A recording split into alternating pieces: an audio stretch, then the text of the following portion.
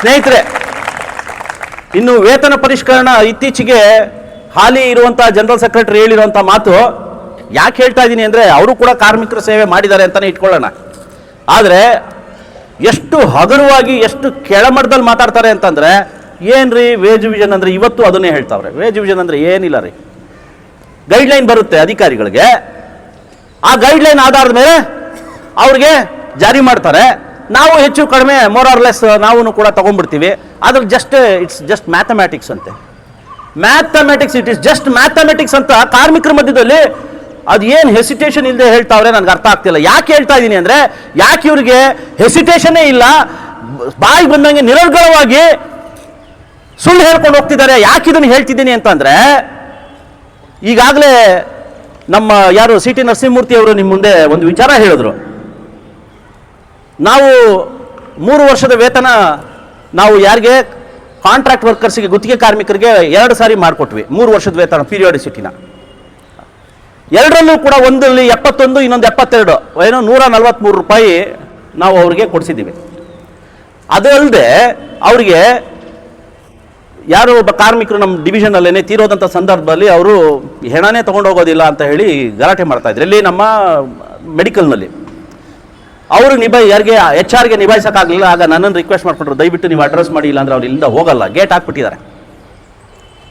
ನಾನು ಹೋಗಿ ಅಡ್ರೆಸ್ ಮಾಡಿದೆ, ನೋಡಪ್ಪ ಇದು ಈ ಥರದ್ದೆಲ್ಲನೂ ಕೂಡ ನಾವು ಕಾನೂನು ಬಾಹಿರವಾಗಿ ಏನು ಮಾಡೋಕ್ಕಾಗೋದಿಲ್ಲ. ಹೌದು, ನಾನು ಹೇಳ್ತೀನಿ, ಮ್ಯಾನೇಜ್ಮೆಂಟಿಗೆ ಬದ್ಧತೆ ಅನ್ನೋದು ಇರಬೇಕು, ಕಾರ್ಮಿಕರನ್ನ ಯೋಗಕ್ಷೇಮ ನೋಡ್ಕೊಳ್ಳೋವಂಥದ್ದು ಇರಬೇಕು, ವೆಲ್ಫೇರ್ ಕೊಡಬೇಕು. ಆದರೆ ಇವತ್ತು ಅವ್ರಿಗೇನೂ ಇಲ್ಲ. ಎಲ್ಲರೂ ಸೇರಿ ಕಲೆಕ್ಟ್ ಮಾಡಿ ಒಂದಷ್ಟು ದುಡ್ಡು ಕೊಡೋಣ ಅವ್ರ ಸಂಸಾರಕ್ಕೆ.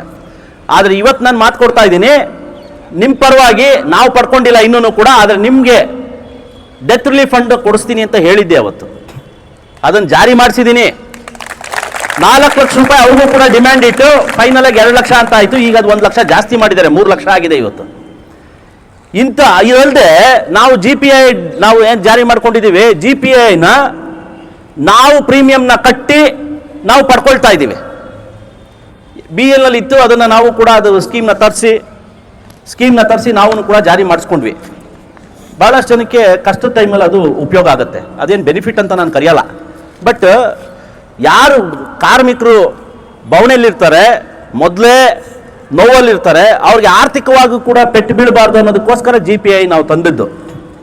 ಅದಕ್ಕೆ ಸುಮಾರು ಕನ್ವಿನ್ಸ್ ಮಾಡಿದ್ವಿ. ಅದನ್ನು ಕಾಂಟ್ರಾಕ್ಟ್ ವರ್ಕರ್ಸಿಗೆ ಕೂಡ ಎಕ್ಸ್ಟೆಂಡ್ ಮಾಡಬೇಕು, ಅದು ಪ್ರೀಮಿಯಮ್ ಮ್ಯಾನೇಜ್ಮೆಂಟೇ ಭರಿಸಬೇಕು ಅಂತ ನಾವು ಒಪ್ಪಂದ ಮಾಡಿದ್ವಿ. ದುರಾದೃಷ್ಟವಶಾತ್ ನಾವು ಸೋತೋದ್ಮೇಲೆ ಅದು ಜಾರಿ ಮಾಡೋಕ್ಕೆ ಬಿಡಲಿಲ್ಲ, ಜಾರಿ ಆಗಲಿಲ್ಲ. ಇವರು ಕೂಡ ಏನು ಮಾಡಬೇಕು ಅಂತ ಗೊತ್ತಿಲ್ಲದೆ ಇವರು ಹೋಗಿ ಮಾತಾಡಲಿಲ್ಲ, ಅವ್ರದ್ದು ಅಜೆಂಡಾ ಅಂತೂ ತಗೊಳ್ಳೇ ಇಲ್ಲ. ಯಾಕೆ ಇದನ್ನು ಪದೇ ಪದೇ ಹೇಳ್ತಾ ಇದ್ದೀನಿ ಅಂದರೆ, ಇತ್ತೀಚೆಗೆ ಅವ್ರ ಪರವಾಗಿ ಒಂದು ವೇತನ ಪರಿಷ್ಕರಣೆ ಮಾಡಿದ್ರು. 40 ರೂಪಾಯಿ 10 ವರ್ಷಕ್ಕೆ ಅಂತ ಮಾಡಿದ್ರು. ದಿವಸಕ್ಕೆ 40 ರೂಪಾಯಿ ಹೆಚ್ಚು, 10 ವರ್ಷಕ್ಕೆ. ಅದರಲ್ಲೂ ಅರಿಯರ್ಸ್ ಈಗಾಗಲೇ ಹೇಳ್ದಂಗೆ 19 ರೂಪಾಯಿ ದಿವಸಕ್ಕೆ. ಎಷ್ಟು? 40 ರೂಪಾಯಿ ನೆಗೋಷಿಯೇಟ್ ಮಾಡಿ ದಿವಸಕ್ಕೆ ಅರಿಯರ್ಸ್ ಎಷ್ಟು ಕೊಡ್ತಾರೆ ಅಂದರೆ 19 ರೂಪಾಯಿ ಅಂತೆ. ಇವ್ರು ನೆಗೋಷಿಯೇಟ್ ಮಾಡಿರೋದು 67 ದಿವಸ ಅರಿಯರ್ಸ್ ಕೊಡಬೇಕು ಅಂದರೆ 67 ದಿವಸಕ್ಕೆ ಪೂರ್ತಿ ಅರಿಯರ್ಸ್ ಅಲ್ಲ, 40 ದಿವಸದ ಅರಿಯರ್ಸು. ನಾನು ಇದು ಇಟ್ಸ್ ಎ ಸಿಂಪಲ್ ಮ್ಯಾಥಮೆಟಿಕ್ಸು ಅಲ್ವಾ? ಇವ್ರು ಏನು ಮಾಡಿದ್ದಾರೆ ಅಂತ ನಮಗೂ ಅರ್ಥ ಮಾಡ್ಕೊಳ್ಳೋದಿಕ್ಕೆ it is just a simple mathematics. ಇವ್ರಿಗೆ ಕಾರ್ಮಿಕರು ಯಾವ ನೋವಲ್ಲಿದ್ದಾರೆ ಅನ್ನೋದು ಇವ್ರಿಗೆ ಅರಿವಿಲ್ಲ. ಇಂಥ ಒಂದು ಅವಕಾಶ ಸಿಕ್ಕಿದಾಗ ಇವರು ವೇತನ ಪರಿಷ್ಕರಣೆ ಮಾಡಿದೆ ಅಂತವರು ನಮ್ಮ ವೇತನ ಪರಿಷ್ಕರಣ it is just a mathematics, it is very simple ಅಂತ ಹೇಳ್ತಾರೆ. ಅಂದರೆ ಇವರು ಎಷ್ಟು ಹಗುರವಾಗಿ ತಗೊಂಡಿದ್ದಾರೆ, ಎಷ್ಟು ಹಗುರವಾಗಿ ರಾಜಕೀಯ ಮಾಡ್ತಿದ್ದಾರೆ, ಎಷ್ಟು ಹಗುರವಾಗಿ ಕಾರ್ಮಿಕರನ್ನ ಮನಗಂಡಿದ್ದಾರೆ ಅಂತ ನಾವು ಅರ್ಥ ಮಾಡ್ಕೊಳ್ಬೇಕಾಗಿದೆ ಸ್ನೇಹಿತರೆ.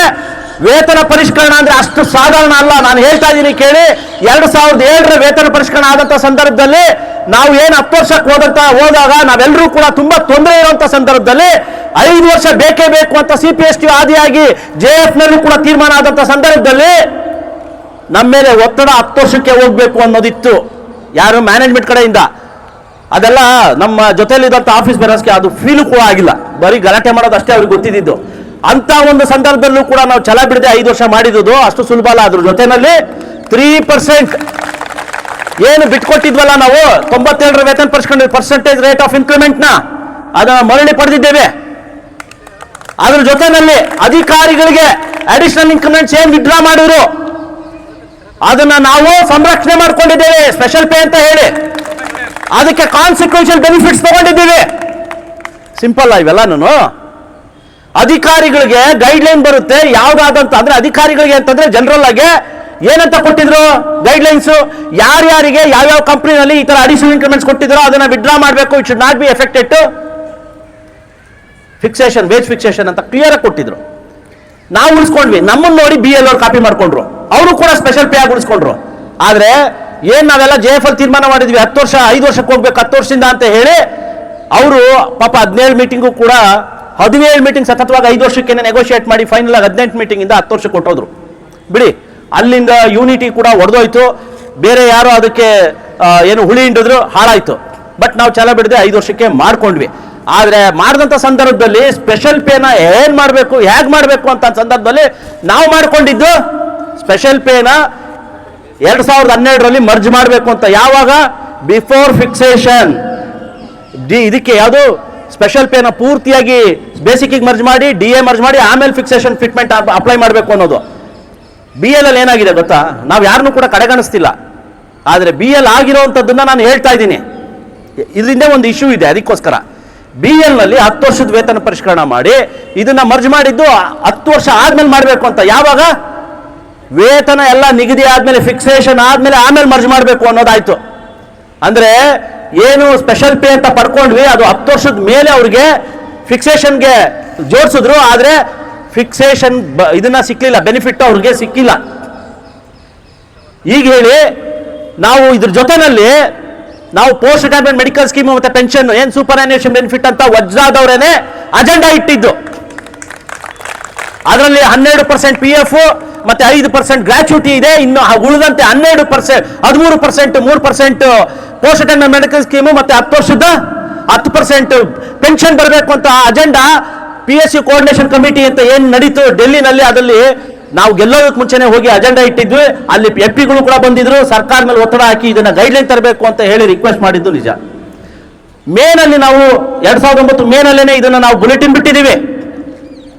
ಯಾರಿಗೂ ಕೂಡ ಸೂಪರ್ ಆನ್ಯುಯೇಷನ್ ಬೆನಿಫಿಟ್ ಇವತ್ತು ಮಾತಾಡ್ತಾರೆ, ವಜ್ರಾದವ್ರು ಬರೀ 5% ಅಂದ್ರು ಪೆನ್ಷನ್ ಅಂತ. ಅದಕ್ಕೋಸ್ಕರ ನಾನು ಈ ವಿಚಾರ ಹೇಳ್ತಾ ಇರೋದು. ಇವ್ರಿಗೆ ಸೂಪರ್ ಆನ್ಯುಯೇಷನ್ ಬೆನಿಫಿಟ್ ಅಂದ್ರೆ ಏನು ಅಂತಾನೆ ಗೊತ್ತಿರಲಿಲ್ಲ. ಆ ಸಂದರ್ಭದಲ್ಲಿ ನಾವು ಸೂಪರ್ ಆನ್ಯುಯೇಷನ್ ಬೆನಿಫಿಟ್ ಬಗ್ಗೆ ಮಾತಾಡ್ತಿದ್ವಿ, ನಾವೇ ಅಜೆಂಡಾ ಇಟ್ಟಿದ್ವಿ ಡೆಲ್ಲಿನಲ್ಲಿ ಹೋಗಿ. ನಮ್ಮ ಅದೃಷ್ಟ ಏನೋ ಗೈಡ್ಲೈನು ಕೂಡ ಬಂತು, ಆದ್ರೆ ಗೈಡ್ಲೈನು ಅಧಿಕಾರಿಗಳಿಗೆ ಮಾತ್ರ ಇದೆ, ನಿಮಗೆ ಬರಲ್ಲ, ನಿಮ್ಗಿಲ್ಲ ಅಂತ ಅನ್ನೋ ಸಂದರ್ಭದಲ್ಲಿ I took a delegation to Delhi again. ಯಾರ ಹತ್ರ? ಅವತ್ತಿನ ಡಿಫೆನ್ಸ್ ಮಿನಿಸ್ಟರ್ ಹತ್ರ ಹೋಗಿ ಮಾತಾಡಿ, ನೋಡಿ ನೀವು you please give instructions to our management ಅಂತ ಹೇಳಿ ಅವ್ರ ಮೂಲಕ ನಾವು ಪಡ್ಕೊಂಡಂಥದ್ದು. ಅವತ್ತು 2007ರಲ್ಲಿ 7ರಿಂದ ಅವ್ರಿಗೆ 7% ಕೊಟ್ಟರು. ನಾನು ಇಲ್ಲ ಅಂತ ಹೇಳ್ತಿಲ್ಲ, ನಮಗೆ ಕೊಡೋದೇ ಇಲ್ಲ ಅನ್ನೋ ಸಂದರ್ಭದಲ್ಲಿ ನನಗೆ ಅವತ್ತು ಪೆನ್ಷನ್ ಜಾರಿ ಆಗಲೇಬೇಕಿತ್ತು. ನನಗೆ ಪೆನ್ಷನ್ ಜಾರಿ ಆಗಲೇಬೇಕಿತ್ತು. ಆಗಾಗಲೇ ಅಡಿಷನಲ್ ಇನ್ಕ್ರಿಮೆಂಟ್ಸ್ ಅವ್ರಿಗೆ ವಿಡ್ರಾ ಆಗಿತ್ತು, ನಮಗೆ ಎಫೆಕ್ಟ್ ಆಗೋಗಿತ್ತು. ಯಾವುದಕ್ಕೆ? ವೇತನ ಪರಿಷ್ಕರಣೆಗೆ. ಅಂತ ಒಂದು ಸಂದರ್ಭದಲ್ಲಿ ನಾನು ಇನ್ನೂ ಹೇಳ್ಕೊಂಡು ಹೋಗೋದ್ರೆ ಬೇರೆ ಥರನೇ ಆಗುತ್ತೆ, ನೆಗೋಸಿಯೇಷನ್ ಕೆಡುತ್ತೆ ಅಂತ ಹೇಳಿ ನಾನು ಹೌದು ಒಪ್ಕೊಂಡಿದ್ದು ನಿಜಾನೇ, 5% ಒಪ್ಕೊಂಡಿದ್ದು ನಿಜ. ಅಂತ ಏನು ತಾರತಮ್ಯ ಇಲ್ಲ. 2017ರಲ್ಲಿ ಅದನ್ನು ಸರಿಪಡಿಸ್ಕೊಳ್ಳೋಣ, 2017ರಲ್ಲಿ ಅದನ್ನು ಸರಿಪಡಿಸ್ಕೊಳ್ಳೋಣ ಅಂತ ಹೇಳಿ ಮಾಡಿದ್ದು ನಿಜ. ಯಾಕೆ ಹೇಳ್ತಾ ಇದ್ದೀನಿ ಅಂದ್ರೆ, ಪಾಂಡ್ಯನ್ ಆಚಾರ್ಯ ಡೇನ ಎಲ್ಲ ಆಚರಿಸ್ತೀವಿ ನಾವು. ಅವರು ಹುತಾತ್ಮರು, ಹೋರಾಟದಲ್ಲಿ ಅವರು ಹಸುನೀಗ್ದವರು, ಗುಂಡೆ ಎತ್ತಿನ ಸತ್ತಂತವ್ರು. ಅವರು ಯಾವ ಹೋರಾಟದಲ್ಲಿ ಹಲವಾರು ಅಜೆಂಡಾ ಇಟ್ಕೊಂಡು ನಾವು ಹೋರಾಟ ಮಾಡಂತ ಸಂದರ್ಭದಲ್ಲಿ ಅಜೆಂಡಾ ಈ ಪೆನ್ಷನ್ ಕೂಡ ಒಂದು. ಈ ವಿಚಾರದಲ್ಲಿ ಹೋರಾಟ ಮಾಡಂತ ಸಂದರ್ಭದಲ್ಲಿ ಹಸುನೀಗ್ದವರು ಅವರು. ಅಂದ್ರೆ ಯಾಕೆ ಹೇಳ್ತಾ ಇದ್ದೀನಿ ಅಂದ್ರೆ, ಇದು ನಿನ್ನೆ ಮೊನ್ನೆದ ಅಜೆಂಡಾ ಅಲ್ಲ ಪೆನ್ಷನ್ ಅನ್ನೋದು. ಥರ್ಡ್ ಬೆನಿಫಿಟ್ ಆಗಿ ನಮಗೆ ಪೆನ್ಷನ್ ಬರಬೇಕು ಅಂತ ಹೇಳೋದು ಹಿಂದಿನಿಂದಲೂ ಕೂಡ ನಮ್ಮ ಹಿಂದಿನ ನಾಯಕರುಗಳೆಲ್ಲನೂ ಕೂಡ ಪ್ರಯತ್ನ ಪಟ್ಟಿದ್ದಾರೆ. ಅದು ಸಾಕಾರ ಆಗಿದ್ದು ಯಾವಾಗ? 2014ರಲ್ಲಿ 2012ರ ವೇತನ ಪರಿಷ್ಕರಣೆ ಆದ್ಮೇಲೆ. ಆ ಕಾರಣದಿಂದ ಈ ಒಂದು ಪೆನ್ಷನ್ನ ನಾವು ಜಾರಿ ಮಾಡಿಸಿದ್ವಿ. ನಾವು ಜಾರಿ ಮಾಡಿಸಿದ ನಂತರ ಏನಾಯ್ತು? ಬೆಲ್ಲಲ್ಲಿ ಕೋಟರ್ನಸ್ ವಿತ್ ಎಕ್ಸಿಕ್ಯೂಟಿವ್ಸ್ ಹೋದ್ರಲ್ವಾ, ಅಲ್ಲಿ ಎಲ್ಲಿಂದ ಕೊಟ್ರು? 2007ರಿಂದ ಕೊಟ್ರ? 2005ರಿಂದಾನೇ ಕೊಟ್ಟಿದ್ದು, 2012ರಿಂದಾನೇ ಕೊಟ್ಟಿದ್ದು. ಎಷ್ಟು ಕೊಟ್ರು?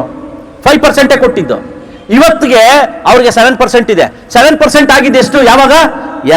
ಒಂದೂವರೆ ತಿಂಗಳಿಂದ ಅಷ್ಟೇ 7% ಕೊಟ್ಟಿರೋದು. ಅಂದ್ರೆ ಅವ್ರು ತಗೊಂಡಿಲ್ಲ, ನಾವು ತಗೊಳ್ಬಾರ್ದು ಅಂತ ಅಲ್ಲ ನಾನು ಹೇಳ್ತಾ ಇರೋದು. ಅಂದರೆ ನೆಗೋಸಿಯೇಷನ್ ಎಷ್ಟು ಕಷ್ಟ ಇದೆ ಅಂತ. ನಾವು ಟ್ರೇಡ್ ಯೂನಿಯನ್ನಲ್ಲಿ ಅಜೆಂಡಾಗಳು ಸೆಟ್ ಮಾಡಬೇಕಂದಾಗ ನಾವು BL ನೋಡಿ ನಾವು ಅಜೆಂಡಾನ ಸೆಟ್ ಮಾಡ್ತಾ ಇದ್ವಿ, ಸೆಟ್ ಮಾಡಿದ್ವಿ, ವಿ ಹ್ಯಾವ್ ಅಚೀವ್ಡ್. ಅಂತ ಒಂದು ಆರ್ಗನೈಸೇಷನ್ ಅಲ್ಲಿ ಅವರು ಕಳ್ಕೊಂಡಿದ್ದಾರೆ. ಇವತ್ತಿಗೂ ಕೂಡ 2 ತಿಂಗಳ ಹಿಂದೆ ಅಷ್ಟೇ, ಅಲ್ಲಿವರೆಗೂ ಕೂಡ 2 ತಿಂಗಳ ಹಿಂದೆವರೆಗೂ ಕೂಡ ಅವ್ರಿಗೆ 5% ಇದ್ದಿದ್ದು ಪೆನ್ಷನ್. ಇನ್ನು ಬೆಮ್ಮೆಲ್ ನೋಡಿದೆ ಆದರೆ ಬೆಮ್ಮೆಲ್ಗೆ ಪೆನ್ಷನ್ ಕೊಡ್ತೀವಿ ಅಂತ ಹೇಳಿ 30% ಬದಲಾಗಿ 25% ಕೊಟ್ಬಿಟ್ಟು ಪೆನ್ಷನ್ ಜಾರಿನೇ ಮಾಡಿಲ್ಲ. ಇವಾಗ ಏನು ಮಾಡಿದಾರೋ ನಾನು ತಿಳ್ಕೊಳಕ್ ಹೋಗಿಲ್ಲ. ಬಟ್ 2007 ವೇತನ ಪರಿಷ್ಕರಣೆ ಆದಾಗ ಅವರಿಗೆ ಪೆನ್ಷನ್ ಕೊಡ್ತೀವಿ ಅಂತ ಹೇಳಿ ಕೊಡಲಿಲ್ಲ, 25% ಅಷ್ಟೇ ಫಿಟ್ಮೆಂಟ್ ಕೊಟ್ಟಿದ್ದು. ಸೊ ಮ್ಯಾನೇಜ್ಮೆಂಟು ಅಷ್ಟು ಸಾಧಾರಣ ಅಲ್ಲ. ನಾನೇನು ಹೇಳ್ತೀನಿ, ನಾವೇನೋ ಗ್ರೇಟು ಹಂಗಲ್ಲ, ನಾವು ಎಲ್ಲರ ಒಂದು ಯೂನಿಟಿ ಇಟ್ಕೊಂಡೇನೆ ನಾವು ಈ ಸಾಧನೆಗಳನ್ನು ಮಾಡಿರೋದು. ಮುಖಂಡತ್ವದಲ್ಲಿ ನಾವು ಅಚಲವಾಗಿ ನಿಂತ್ವಿ. ಆದರೆ ಕಾರ್ಮಿಕರ ಜೊತೆಯಲ್ಲಿ EC ಮೆಂಬರ್ಸು ಮತ್ತು ಅವತ್ತಿದ್ದಂಥ ಆಫೀಸ್ ಬೇರರ್ಸ್ನ ಎಷ್ಟೇ ತೊಂದರೆ ಆದರೂ ಕೂಡ ನಾವು ಯೂನಿಟಿನ ಬಿಟ್ಟುಕೊಡದೆ ಅವತ್ತು ಸಾಧನೆ ಮಾಡಿದಂಥದ್ದು ಈ ಒಂದು 2 ವೇತನ ಪರಿಷ್ಕರಣ. ಅಪಪ್ರಚಾರ ಮಾಡಿ 2017ರಲ್ಲಿ ನಮ್ಮನ್ನು ಸೋಲಿಸಿದ್ರು. ಈಗ ಮತ್ತೆ 2027ಕ್ಕೆ ಬಂದು ನಿಂತಿದೆ. ಮತ್ತೆ ಈ ಥರ ಒಂದು ಅವಕಾಶಕ್ಕೆ ನಾವು ಎಡೆ ಕೊಡೋದು ಬೇಡ. ತಾವೆಲ್ಲರೂ ಕೂಡ ನಮ್ಮ ಜೊತೆಯಲ್ಲಿ ಏನು ಎಲ್ಲ ಆಫೀಸ್ ಬೇರರ್ಸ್ ಮತ್ತು EC ಮೆಂಬರ್ಸ್ ಗೆಲುವಲ್ಲಿ ತಮ್ಮ ಪಾಲ್ಗೊಳ್ಳಿಕೆ ಇರಲಿ, ಗೆಲ್ಲಿಸಿ. ಇನ್ನೂ ಬೇಕಾದಷ್ಟು ವಿಚಾರಗಳಿದ್ದಾವೆ.